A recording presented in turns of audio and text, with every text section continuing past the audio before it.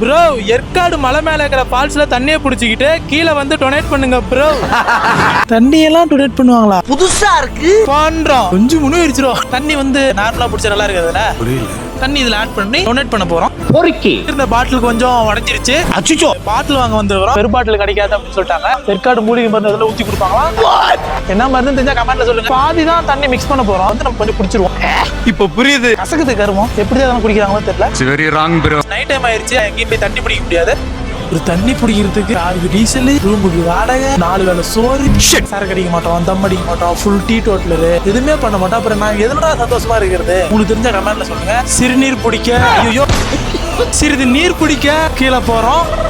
Fulfil பண்ண போறோம். தண்ணி பிடிச்சாச்சு, கீழே வந்துட்டோம். 2 நாளா குழந்தைய பாத்துக்கிற மாதிரி பாத்துட்டு இருக்கிறேன். இதை விட்டு பிரிஞ்சு போக நினைச்சாலே மனசு கஷ்டமா இருக்குது. இதை கொடுத்து மத்தவங்களுக்கு கெடுக்கக்கூடிய ஆளு நான் இல்லை. அதுக்கு சேலஞ்ச் ஃபெயில்.